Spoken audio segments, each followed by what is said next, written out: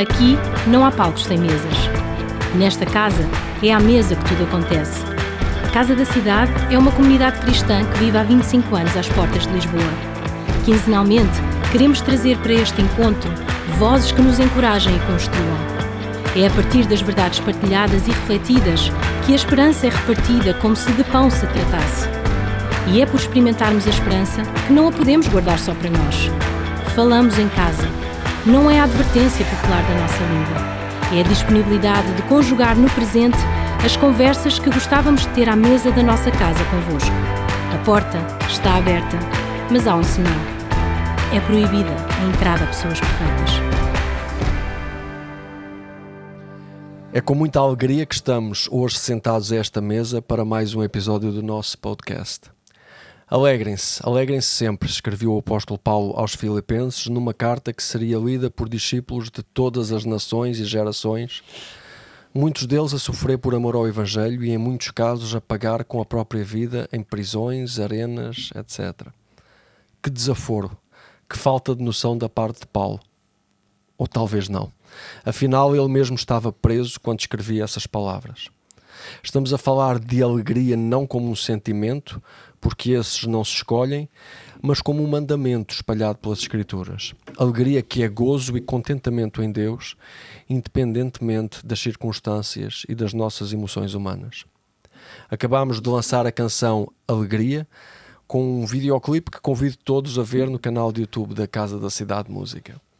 Pareceu-nos ser esta a premissa ideal para a nossa roda de conversa hoje com o Nisha, uma quase estreia no nosso podcast, porque já há muito tempo que não participava, o Rafael e o Marcos. Sejam muito bem-vindos. Obrigado. Alegria estarmos juntos. Sim. Marcos, se calhar começávamos contigo, uma vez que temos esta música acabadinha de sair. Mais da tua alegria que silencia as perguntas, dá alento ao que confia, diz nesta nossa canção, que é da tua autoria. Que perguntas são estas que são silenciadas na abundância da alegria? E de que confiança falas? Bom, é engraçado que pegam bem na única frase que não fui eu que fiz da canção, mas pronto, o resto da música é minha, tá? Foi mesmo, não copiei de ninguém. Mas essa frase eu ouvi do Paulo Júnior há 2 anos atrás. Aqui na nossa comunidade. Aqui na nossa comunidade, ele subiu e nós estávamos com o Marcos Almeida, tínhamos vindo do retiro de composição onde compusemos a Shema e onde eu compus esta música. Certo. E quando ele subiu, estava o Rafa, que também tinha vindo de lá fazia muito pouco tempo, estava o Marcos Almeida, e estavam muitas pessoas que ele de certa maneira pertencem a mundos diferentes ou pertenciam a esferas diferentes, mas que ali estávamos juntos, não é? E ele, a primeira coisa que ele disse quando subiu foi que alegria. Ele disse, mas é dessa alegria que silencia as perguntas, as dúvidas. E isso marcou-me muito, porque é isso que muitas vezes a alegria do Senhor faz. Ela cala as nossas dúvidas, os nossos porquês, o nosso mas como, cala todas as nossas perguntas e enche-nos simplesmente de uma alegria e de uma paz onde nós sabemos que é Deus realmente quem tem o comando da nossa vida. Então, quando eu fiz esta canção, eu fiz por vários motivos. Um deles é porque eu realmente sentia falta de mais expressão, não só minha, mas das pessoas que estavam à minha volta, de uma alegria genuína, porque ao fim e ao cabo o Evangelho que a gente prega são as boas notícias e por isso nós teríamos de ser também o povo conhecido pela alegria, mas por outro lado também redimir o sentido de alegria que nós comumente temos pela influência das redes sociais, das fotografias, daquilo que aparenta ser, mas que não está plantado no íntimo do nosso ser, e redimir essa ideia, sabendo, e por isso escrevi que a alegria de Deus é que chora com aqueles que choram, é uma alegria que cura feridas. Isto faz-nos entender logo esta passagem que leste antes, de Filipenses, não é? Que diz, irmãos, vocês que são a minha alegria. Não é? Paulo começa logo a dizer isso. Portanto, a nossa alegria é, em primeiro lugar, os outros, é o nosso irmão, é o nosso próximo. Isso já é muito contra a cultura.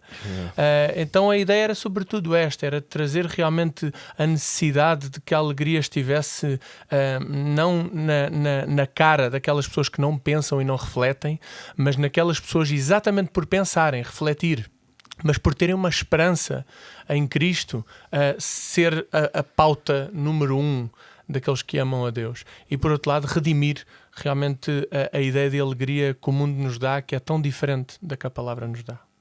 Pois, e tem aqui questões de semântica envolvidas também. O que é que cada um entende como ser alegria? Se calhar estamos a falar.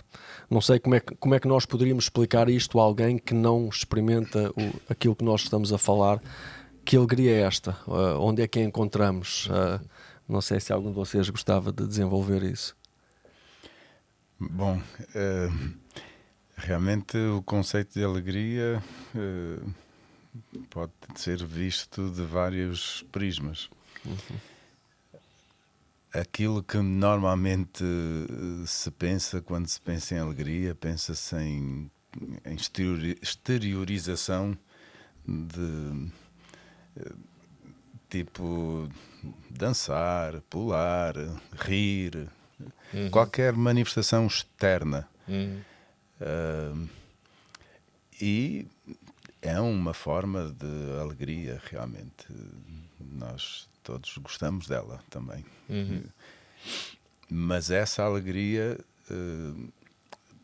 depende de fatores externos a nós, que umas vezes são favoráveis e outras vezes não. Muito voláteis, não é? Exatamente. E por isso é uma alegria que é muito temporária. Esfuma-se com muita facilidade.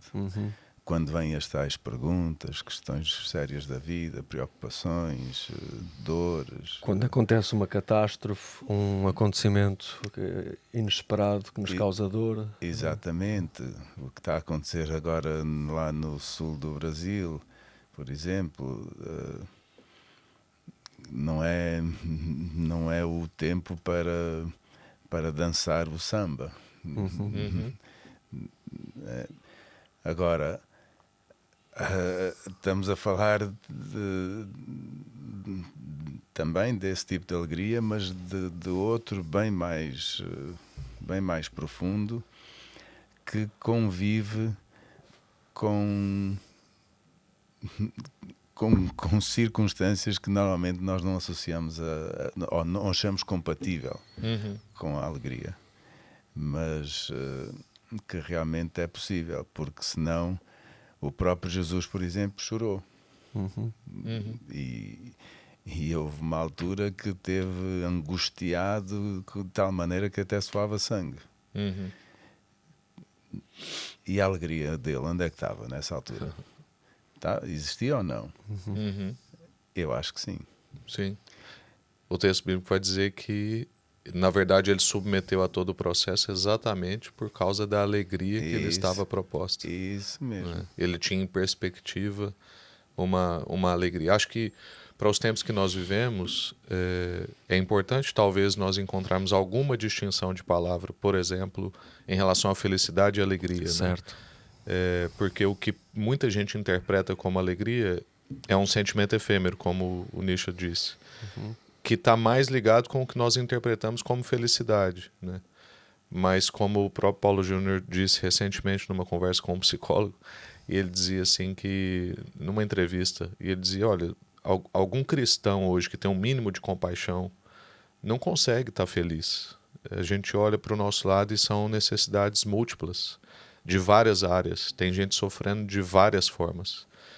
Então, só um psicopata, né, assim, um sociopata, alguém que é indiferente à realidade do outro, conseguiria estar feliz em realidades assim. Mas parece que nas Escrituras, e é o nosso tema, vamos dizer assim, né, como povo da igreja, povo de Deus, apresenta a alegria mais como um estado de espírito, como uma convicção, alguma coisa muito perto da nossa identidade, talvez poderia dizer assim. Acho que a alegria na Bíblia está muito parecido com contentamento, né? que ainda que as circunstâncias ao meu redor não sejam favoráveis, eu consigo de uma forma misteriosa, e como nós aqui dizíamos outro dia no nosso encontro da comissão de pastores, né, de forma absurda, né, é um absurdo, dizer o que Paulo disse, porque Paulo disse: entristecidos, mas sempre alegres. Que loucura! Parece um contrassenso que loucura total, isso, né? Então parece que isso está mais ligado a um contentamento. Eu sei quem eu sou, eu sei de onde vim, eu sei para onde vou, e a minha circunstância do presente momento não é capaz de comprometer nem de onde eu vim, nem quem eu sou e nem para onde eu vou. Então eu consigo, ainda que a minha circunstância seja de entristecimento e não de felicidade, como a gente estava dizendo, ela pode ter alegria no processo. Né? Como nós vimos, eu não sei se vários receberam, mas nós recebemos num grupo da equipe pastoral um vídeo de uma família com um violão, né, uma guitarra, e cantando numa casa cheia d'água até a sua cintura, praticamente, com o sofá boiando, com as coisas perdidas, mochila nas costas, e eles cantando que Deus é bom o tempo todo. Aquilo era uma alegria absurda, aquilo era uma coisa inexplicável. Mas parece que está mais ligada com essa perspectiva do contentamento de saber de onde veio, quem é, para onde vai, e que as coisas do momento não comprometem as coisas da eternidade, né? Ao pensar aqui nesta conversa, eu lembrei-me, ocorreu-me ontem à noite, aquela altura em que Jesus fala das bem-aventuranças no Sermão do Monte, em que diz bem-aventurados ou muito felizes, dependendo das traduções, felizes, os pobres de espírito, porque deles é o reino dos céus. Bem-aventurados ou muito felizes os que choram, lá está o tal absurdo, pois serão consolados. Bem-aventurados os humildes, pois eles receberão a terra por herança. Bem-aventurados ou muito felizes os que têm fome e sede de justiça, pois serão satisfeitos. E vai por aí.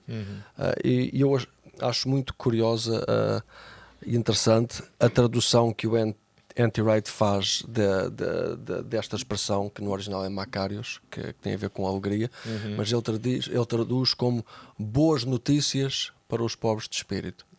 Boas notícias para os que têm fome e sede de justiça. Porque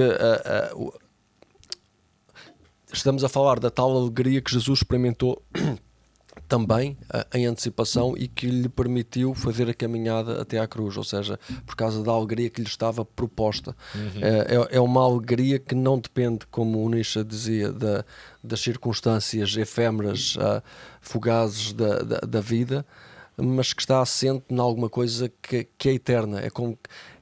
Eu não sei como explicar exatamente, mas é como se fosse uma alegria, alguma coisa que flui de um plano eterno para um plano presente, alguma coisa que já é e é para sempre, e que entra no coração daqueles que já vivem a eternidade de alguma forma. Como é que nós poderíamos pôr isto de forma prática? Alguém que não esteja lá, que não esteja a experimentar o que nós estamos a viver, onde é que nós encontramos esta alegria? Porque não estamos a falar de um sentimento, porque a partir da altura que é um mandamento, automaticamente não pode ser, porque nós não escolhemos aquilo que sentimos. Qual é a fonte desta alegria? Como é que nós diríamos? Na verdade, eu acho que antes de ser mandamento, ou mais que mandamento, é um fruto do Espírito, não é? E ao ser assim não pode ser produzido por nós, tem de ser produzido pelo Espírito. E eu, ainda há pouco tempo estava a partilhar sobre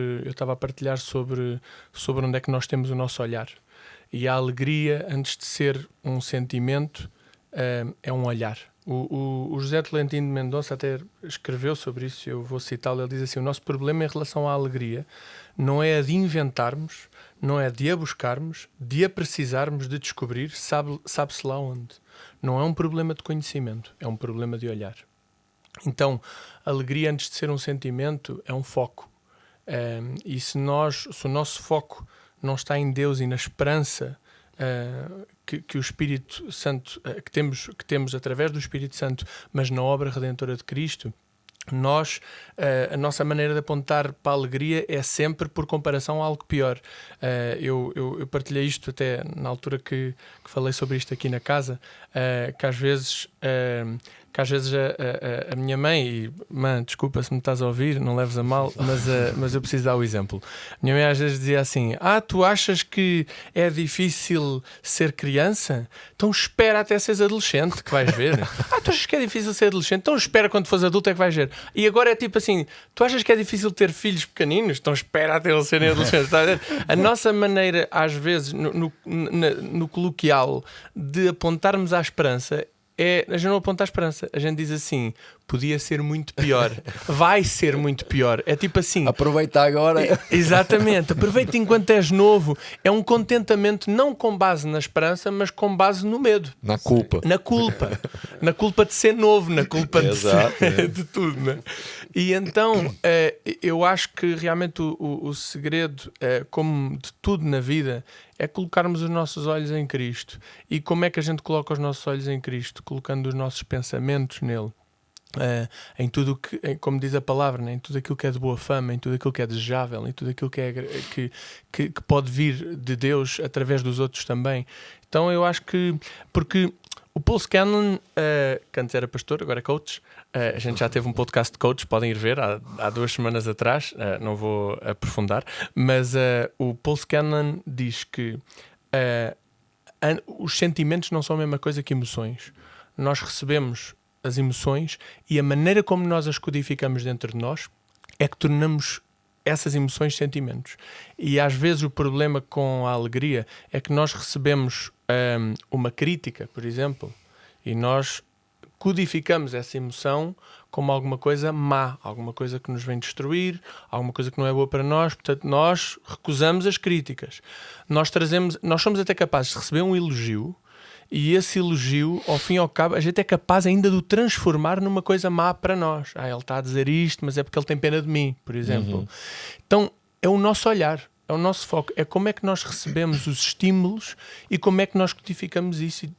E a maneira de codificar isto é com a ajuda do Espírito Santo. É a gente perceber que mesmo aquilo que vem para nos destruir, Deus pode transformar isso para bênção. Mesmo aquilo que vem para nos agradar, não é para nos deixar num estado intocável, é para nos deixar num estado de atenção também para com os outros. Isto é um foco. Talvez podemos dizer que, não sei, estou a pensar nisto agora, que a alegria nós não a encontramos diretamente, mas é o subproduto de algumas escolhas que nós fazemos, daquilo em que nós escolhemos entregar aquilo a que nós escolhemos entregar o nosso olhar e a nossa atenção e o nosso foco. Tem um texto nos evangelhos que vai dizer a parábola da pérola de grande valor, né? E acho que nos tempos em que nós vivemos, nós temos esse desafio. Qual é a nossa pérola de grande valor? Muitas vezes, como nós depositamos a nossa pérola de grande valor, né? Nós identificamos ela como algo que não é o nosso Senhor.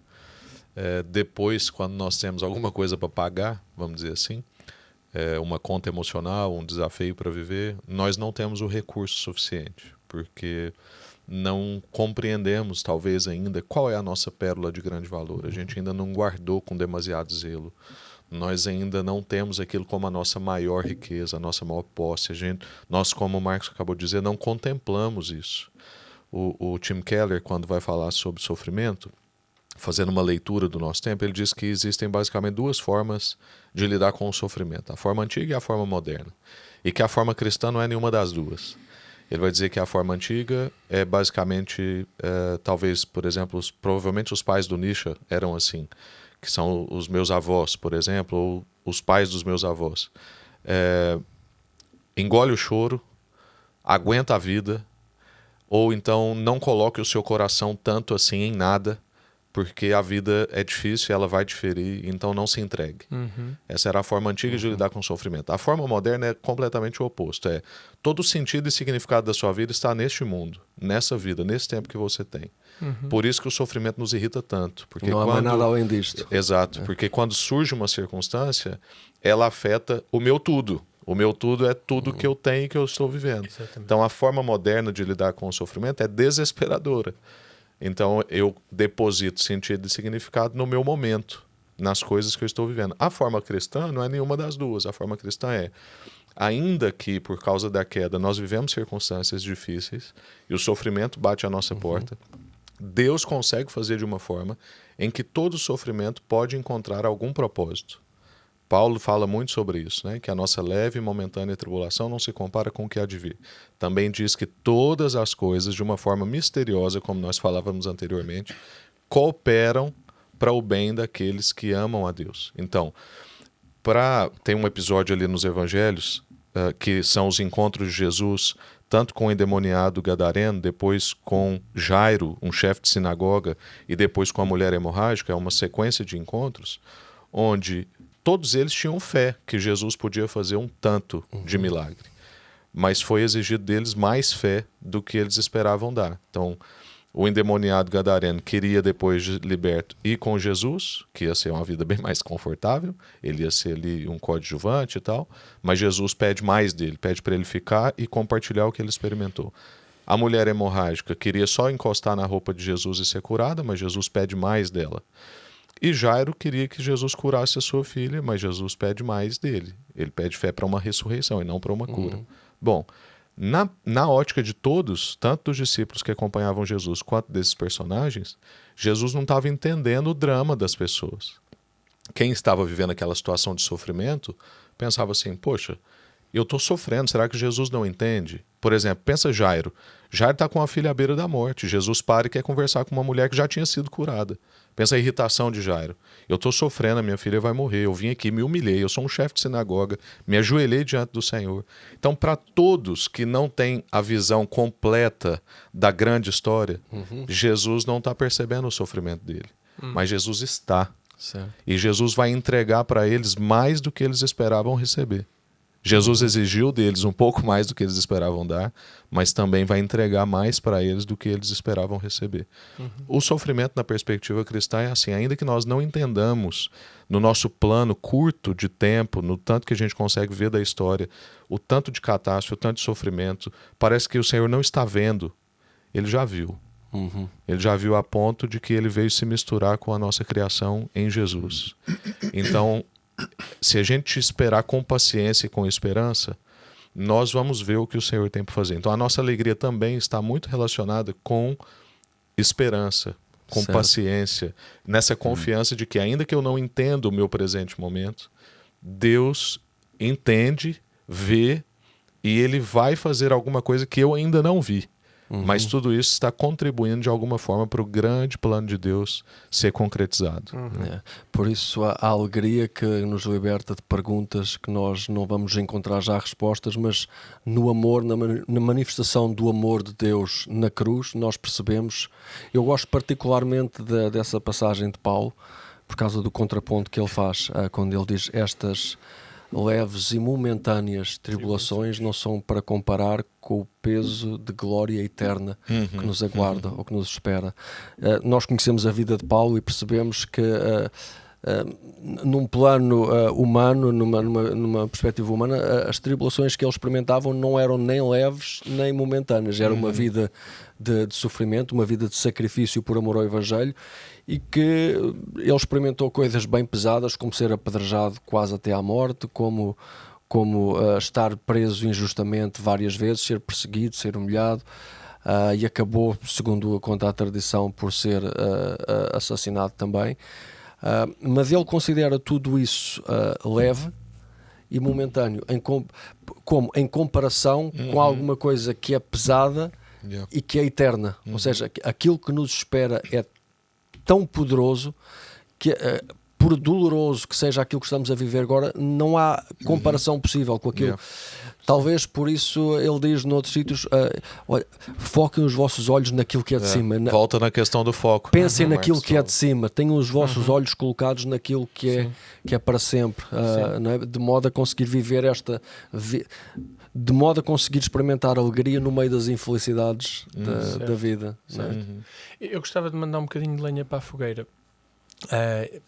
com relação a algumas coisas que eu ouvi e na altura, enquanto estava a pensar sobre alegria, ouvi muitas mensagens, li sobre isto e houve algumas pessoas que me dava a sensação que quando falavam de alegria, falavam de uma simples serenidade. E aquilo que eu gostava, não vou concluir nada, só vou perguntar realmente para que a gente pense juntos. Há pessoas que dizem assim, olha, se tu soubesses tudo o que eu passei já na vida, tudo o que já me fizeram, todas as pessoas que eu já perdi, tudo, etc. Se soubesses isso, ias perceber que para mim só de conseguir responder com serenidade diante da vida, isso é o máximo que eu consigo dar. Só que a Bíblia usa duas palavras diferentes quando fala tanto dos dons do Espírito como quando fala do reino de Deus. Porque os dons do Espírito é gozo, paz, e usa estes dois, e depois continua com os outros todos. E quando a Bíblia fala sobre o reino de Deus, diz que o reino de Deus é justiça, paz e alegria. Ele faz uma distinção. E na verdade, para mim, até neste aspecto do reino de Deus, é sequencial. Pratiquem a justiça, encontras paz e desenvolves a alegria. Tipo, assim, enquanto nós vivermos em justiça, conseguimos ter paz e alegria. Só que, será que a paz e a alegria são a mesma coisa? Porque às vezes parece que a gente fala delas como se fossem a mesma coisa. E a mim dá-me a sensação que, apesar da alegria não ser só algo externo, também o é. Também o é. Também deve ter um efeito, uma manifestação visível. Porque não acredito que quando Paulo dissesse alegrem-se no Senhor, outra vez vos digo alegrem-se no Senhor, e o pessoal dissesse ok. Não me parece que fosse essa a reação. Então, isto é uma pergunta, é uma pergunta que já vai meio respondida, mas em certa parte, como é que a gente vê esta diferença entre a paz, a alegria, a serenidade? Onde é que o contentamento entra aqui? Porque eu acho também que a alegria é o contentamento, aliás, citando a música que a gente lançou, ela diz: do pão nosso fiz plenitude. O que pouco era, agora é tudo. E eu acredito que a alegria é também isso, mas quando o pouco se tornou tudo, eu faço uma celebração. E eu ouvi alguém a falar, a dizer isto: toda a gente é capaz de lançar uma festa, mas nem toda a gente está disposta a celebrar. Ele diz: onde há celebração há sempre festa, mas nem em todas as festas há celebração. A diferença onde ele faz, que o autor faz com, e não me lembro quem é, desculpem, se alguém encontrar depois escreve nas notas, a diferença que faz é sobre realmente um compromisso. A celebração exige de nós um compromisso, um foco, dizer não, tipo, eu vou celebrar o meu casamento, que é uma coisa que vai durar, mas a festa foi só o dia da boda, se calhar, e tem outros dias de festa, mas eu não faço festa todos os dias, mas eu todos os dias celebro o meu casamento, né? Mas de que maneira é que a gente faz a separação entre isto, entre a serenidade e a alegria? Porque há gente que acha que não consegue dar mais do que serenidade. E como é que a gente fala sobre isto? Nisha. Acho que a pergunta é para ti.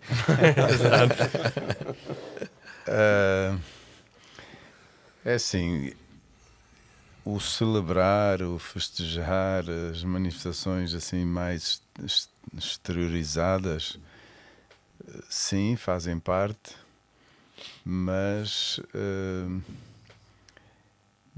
não são tão constantes realmente. Porque senão de facto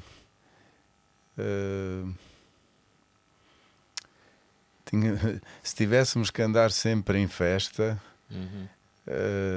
para expressar uma alegria, acho que isso era um pouco artificial. Em alguns momentos a própria festa deixava de ser festa se fosse sempre festa também. E tirava-nos do tal foco que às vezes é preciso ter também, e de não ignorar as dores, viver as duas coisas. É tal coisa, parece um absurdo. Parece um absurdo, mas o próprio Jesus várias vezes, ao falar com os discípulos, referiu: estou-vos a dizer isto para que vocês tenham alegria, e tenham alegria completa. mas o assunto de que ele falava não parece ser assunto assim de festa, de carnaval, não é? Porque nós, pronto, temos, lá está, os tais conceitos diferentes que fazem um todo. A alegria não é só uma coisa ou outra, olhada de várias perspectivas, de vários ângulos.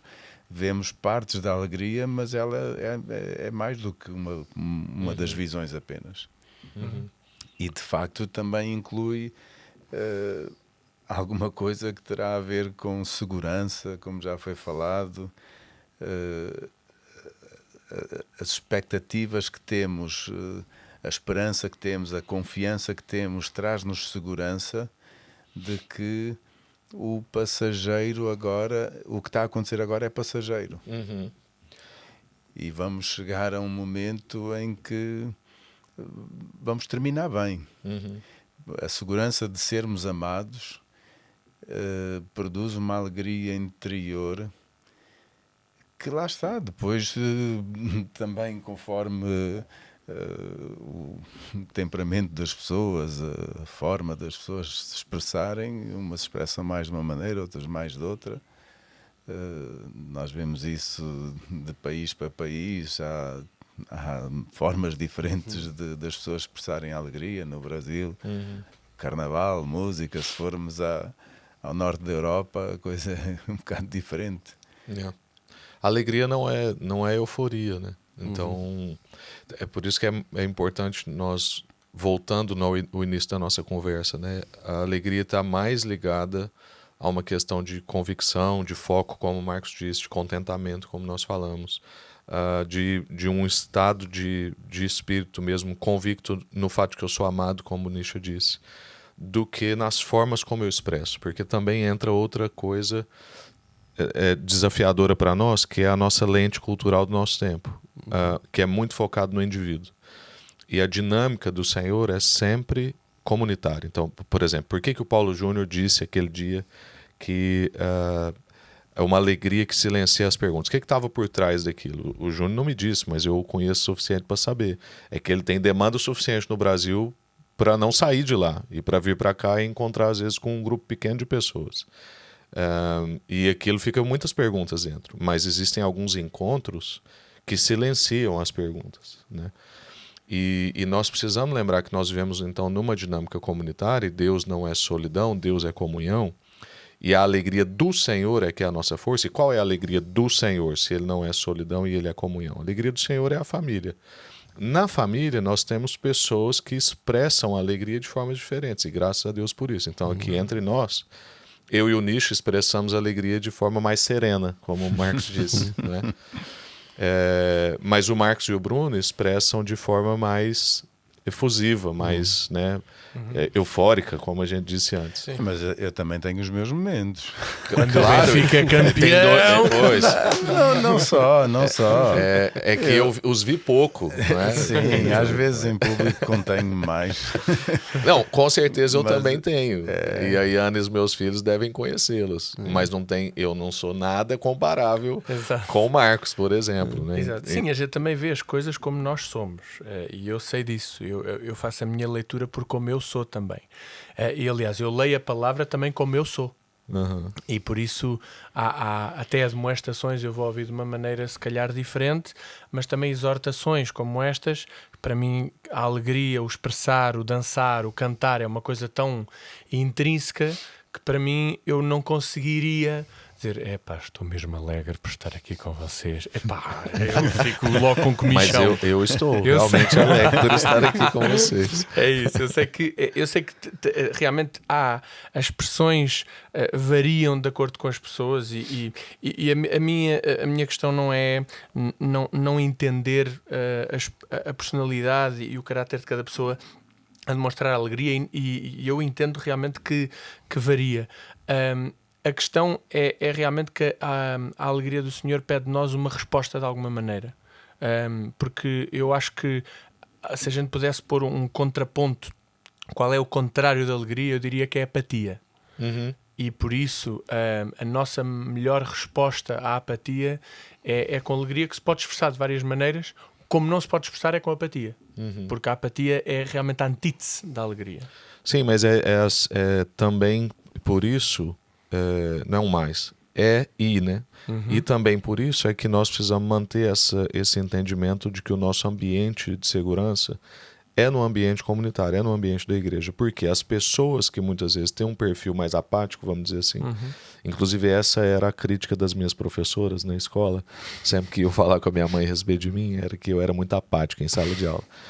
Mas eu tinha os meus amigos que não eram apáticos, né? Então, nós precisamos, para a nossa saúde, inclusive para a nossa alegria, como nós estamos dizendo aqui, mantermos-nos num ambiente comunitário, porque pessoas com características diferentes compensam os nossos déficits de característica e nos levam por caminhos diferentes. Assim como alguém mais reflexivo ou mais melancólico vai trazer alguém mais eufórico para um ambiente mais de contemplação, de silêncio e tal, alguém mais festivo e mais extrovertido, vamos dizer assim, vai também puxar a pessoa do seu silêncio, da sua solitude e tal, para um ambiente diferente.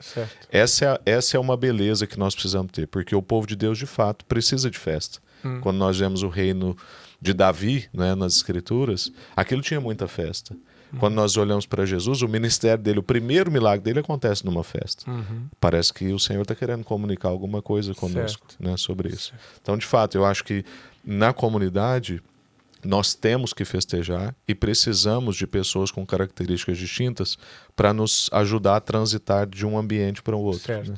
Exatamente. O Bruno, quando eu preguei sobre isto há um ano atrás, ele veio ter comigo, não sei se tu te lembras, Bruno, vieste ter comigo, eu tinha acabado de falar isto e tu perguntaste-me assim: qual é que foi o momento mais feliz da tua vida? E eu disse: foi quando os meus filhos nasceram.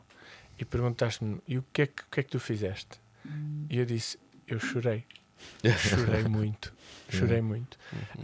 No sentido em que é verdade que a alegria tem tantas manifestações diferentes, e sendo a mais profunda delas o choro até. Não é? E por isso desde que me perguntaste isso, para mim tem sido muito, muito significativo pensar sobre isso também, como às vezes a alegria, o nível de profundidade, a gente fala por camadas, não é? Porque a gente começa com uma camada quando conhece a Deus, e à medida que vai ficando mais fundo, a gente vai conhecendo outras camadas destas virtudes todas do Espírito, não é? Que no princípio da caminhada significam uma coisa, mas daqui a 10 anos e a 15 vão significar outra. E andar juntos, como o Rafa está a dizer, realmente é a melhor maneira para a gente entender the big picture, uma imagem maior. Parece-me que este caminho da alegria é um caminho estreito, e eu digo isto neste sentido. Nós vivemos rodeados ainda neste mundo de muita injustiça, de muita miséria, muita coisa que não é como devia ser, que não está como devia estar. Acompanhamos situações de pessoas perto de nós difíceis, ligamos as notícias na televisão ou na internet e é só aquilo que vocês sabem que é. E se o nosso olhar fica só aí, nós vamos nos tornar pessoas miseráveis e sem ver soluções, sem ver a esperança ao fundo do túnel.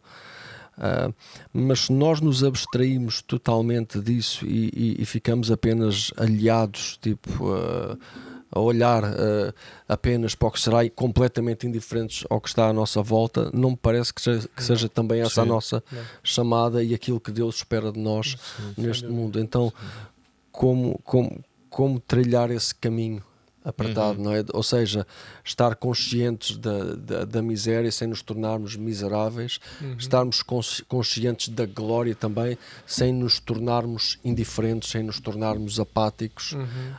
Eu não sei quanto a vocês, mas isto pelo menos para mim é um caminho difícil, estreito, apertado, não é? Sim. E que se calhar requer algumas práticas constantes, diárias, para permanecermos aí nesse caminho. O que é que vos ajuda a vocês? Como é que nós poderíamos também dar algumas sugestões para quem nos ouve de como fazer este caminho, ou seja, fazemos o caminho da alegria, podemos dizer assim. Eu também me identifico bastante com o que acabaste de dizer e tenho momentos em que percebo que faz-me falta estar noutro estado de espírito. Faz-me falta pôr os olhos em algum outro lugar para além daquele mais evidente das circunstâncias à minha volta. Faz-me falta deixar de ouvir algumas vozes, não é ignorar, obviamente, mas deixar de ouvir algumas vozes e procurar ouvir a voz de Deus. De facto, Ele é a fonte da nossa vida e também da nossa alegria. E na relação com Ele é onde eu tenho encontrado mais daquilo que sinto falta precisamente para encontrar esse equilíbrio na relação com Ele e na vivência de tudo aquilo que percebo que Ele deseja para a minha vida, não só individual, mas como já foi dito, na família de Deus e na família mais alargada da humanidade. Por exemplo, uma coisa que me dá alegria, e experimentei isso agora nesta viagem que fizemos lá a Londres, àquele ministério Love Beyond, que é um ministério muito evangelístico, e eu experimentei isso porque tive várias conversas com gente não cristã, como já não tinha até algum tempo de lidar com questões de porquê crer em Deus, como é que se resolve isto, aquilo, estas questões e aquelas. Mas foi muito bom ver a sede também, apesar de algumas dúvidas que algumas das pessoas com quem conversei apresentavam, e ver algum resultado positivo da conversa que tivemos. E de facto, a mim dá-me uma grande alegria participar no destino eterno das pessoas.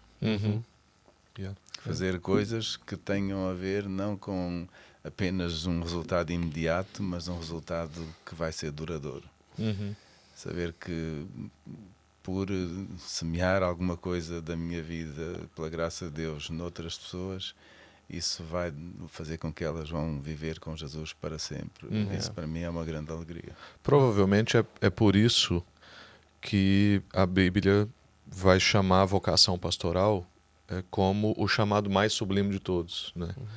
Porque ainda que caiba aos pastores muito sofrimento de lidar com situações diversas das pessoas, e também o fato de não ter muitas vezes o tal reconhecimento profissional que tantas outras vocações têm, mas nós temos o privilégio de participar do destino eterno das pessoas, como o Nish acabou de dizer. Agora, uma das coisas que confunde muita gente que nos ouve, por exemplo, é que pensam que isso é uma coisa só para pastores de dedicação exclusiva, mas esse é o segredo da alegria para qualquer cristão. Então, por exemplo, quando o apóstolo João vai dizer na sua terceira carta, ele está vivendo um momento onde ele está exilado, ele está impedido de encontrar com a igreja. Inclusive ele mandou uma carta que um presbítero lá, o Diótrefes, não deixou a carta chegar na igreja. Ele está sofrendo boicote da própria liderança que ele deixou na igreja. Ou seja, é um momento difícil. João está em sofrimento. Mas nessa mesma carta, que é a terceira carta, ele vai dizer: não tenho alegria maior do que saber que os meus filhos andam no caminho da verdade. Às vezes eu acho que falta-nos alegria porque falta-nos filhos.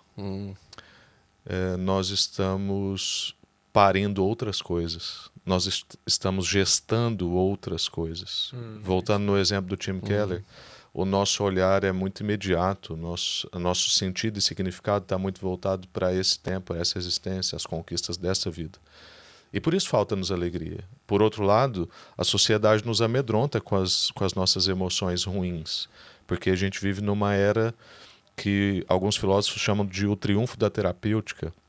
Antes já foi chamado também a geração dos entorpecentes, né? Uma geração anestesiada.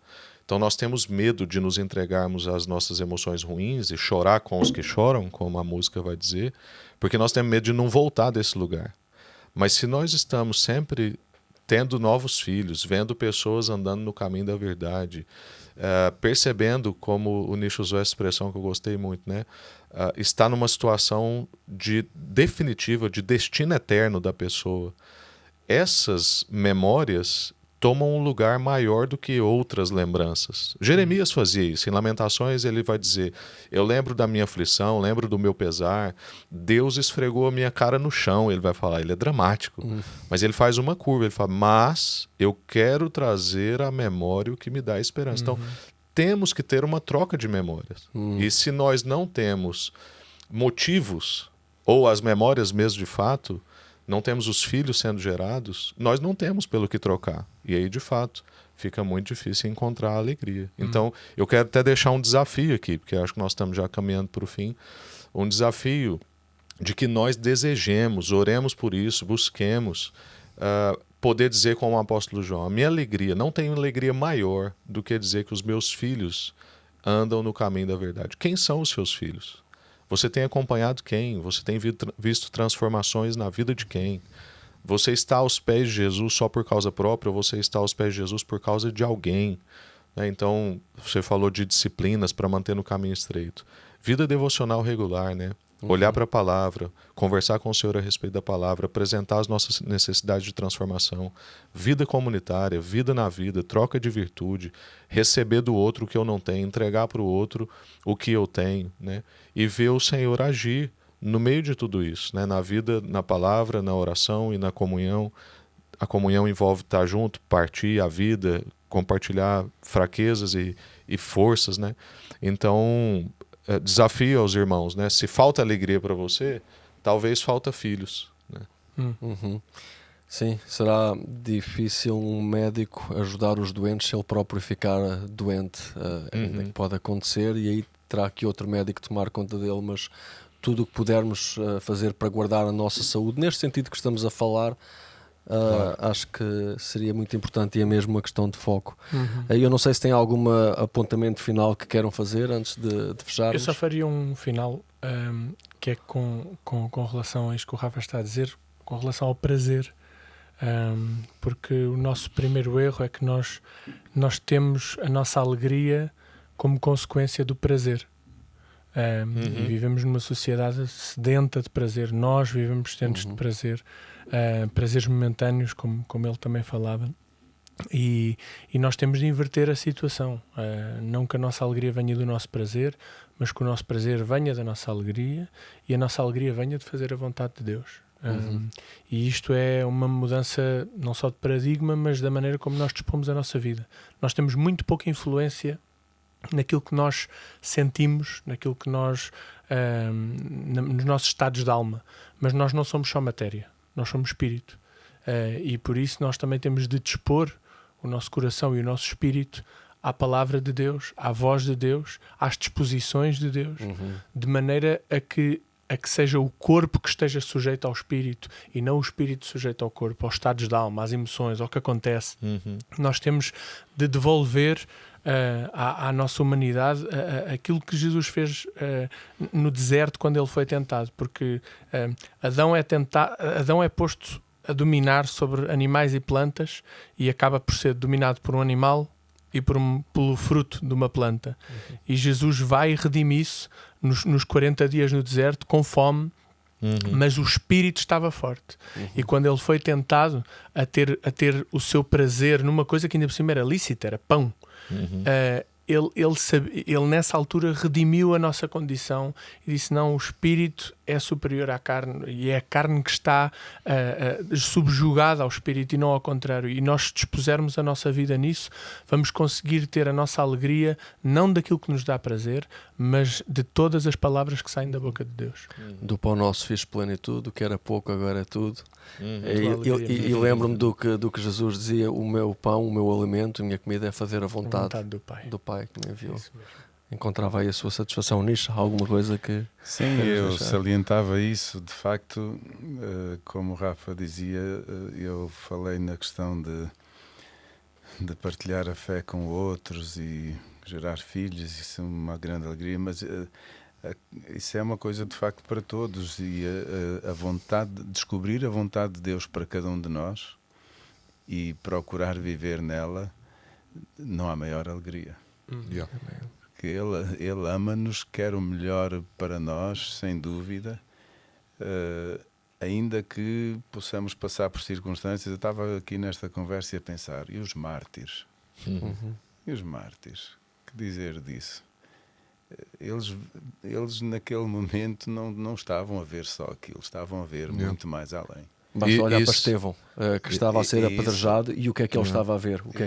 E escreveram mais sobre alegria do que a nossa geração, que tem menos pressão nessa área, né? Então, Exato. Paulo escreve a carta da alegria, que é Filipenses, dentro de uma prisão. Isso.